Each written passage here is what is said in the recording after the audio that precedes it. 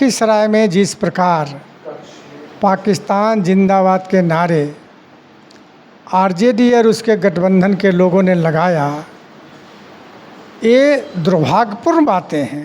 तेजस्वी यादव को सफाई देना चाहिए, माफ़ी मांगना चाहिए देश की जनता के भी सामने कि आखिर ऐसा क्यों पाकिस्तान के जिंदाबाद के नारे लगाए इनके लोगों ने। हमारे यहाँ बिहार में तो किसी को हिम्मत नहीं है कि मुसलमानों को कोई आँख उठा दे या किसी तरह कोई व्यवहार करे। जब तक नीतीश कुमार जी बिहार में हैं, सारे धर्म सारे जाति के लोग एक साथ मिलकर रह रहे हैं। कहीं कोई सामाजिक सद्भाव बिगाड़ने की कोशिश करेगा तो कड़ी कार्रवाई करती है प्रशासन। नमस्कार, आप देख रहे हैं इम्पैक्ट लाइव। मैं हूं आपके साथ करुणा तिवारी। देखिए, बिहार की राजनीति में सियासत गर्म हो गई है। एक तरफ पहलगाम हमले में जब आतंकवादी द्वारा वहां पर हमला किया जाता है तो पूरा देश आक्रोश में आ जाता है, लेकिन जब वहीं पर विपक्ष की अगर बात करें तो विपक्ष कह रही है कि साथ तो है, लेकिन वहीं पर उनके महागठबंधन की तरफ से एक नेता ऐसे आते हैं जहाँ पर कैंडल मार्च करते हैं और पाकिस्तान जिंदाबाद के नारा लगाते हैं। बातचीत करेंगे, हमारे साथ मौजूद हैं जदयू के प्रवक्ता हैं निहोरा प्रसाद जी, जो अभी महागठबंधन के जो एक नेता है उनके द्वारा जो लखीसराय में नारा लगाया गया है, इस पर क्या कहें? देखिए, जो घटना घटी है उस घटना के बाद पूरा देश मर्माहत है और इकट्ठा है, एक साथ सरकार और देश के साथ लोग हैं। और इस बीच लखीसराय में जिस प्रकार पाकिस्तान जिंदाबाद के नारे आरजेडी और उसके गठबंधन के लोगों ने लगाया, ये दुर्भाग्यपूर्ण बातें हैं। मैं तो ये मानता हूँ कि तेजस्वी यादव ने जो गैंग राजनीतिक गैंग बनाया है वो इसी तरह का बनाया है। न उनको बिहार से मतलब है, न देश से मतलब है, सिर्फ अराजकता पैदा करने की कोशिश उनकी रही है। अब बिहार की जनता इस बात को समझती है।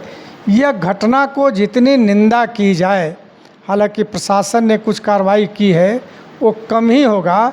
और तेजस्वी यादव को सफाई देना चाहिए, माफ़ी मांगना चाहिए देश की जनता के भी सामने कि आखिर ऐसा क्यों पाकिस्तान के जिंदाबाद के नारे लगाए इनके लोगों ने। तो सर, प्रियंका गांधी के भी पति हैं वाड्रा जी, उन्होंने भी कहा है कि देश में मुसलमान सुरक्षित नहीं है, इसलिए हिंदुओं को मारा गया। कहाँ सुरक्षित नहीं है? हमारे यहाँ बिहार में तो किसी को हिम्मत नहीं है कि मुसलमानों को कोई आँख उठा दे या किसी तरह कोई व्यवहार करे। जब तक नीतीश कुमार जी बिहार में हैं, सारे धर्म सारे जाति के लोग एक साथ मिलकर रह रहे हैं। कहीं कोई सामाजिक सद्भाव बिगाड़ने की कोशिश करेगा तो कड़ी कार्रवाई करती है प्रशासन। अच्छा, पहलगाम हमला को लेकर एक तरफ नेहा सिंह राठौर जो एक लोक गायिका भी है, बिहार से ही आती है, उनका भी सवाल है कि ये प्रोपेगेंडा तैयार बीजेपी कर रही है, क्योंकि यहाँ पर ये लोग का भी विधानसभा चुनाव है। तो क्या इस पर आपका क्या प्रतिक्रिया? भाई, विधानसभा चुनाव से क्या मतलब है? लोकसभा का चुनाव नहीं न है। उनको क्या नेहा सिंह को लगता है अगर उनके परिवारजन वहाँ मारे जाते तब नहीं इनको पता लगता? अरे, देश सब इकट्ठा है, तो आप अपनी बात अलग तरीके से कहिएगा तो देश को कमज़ोर करने की कोशिश करिएगा।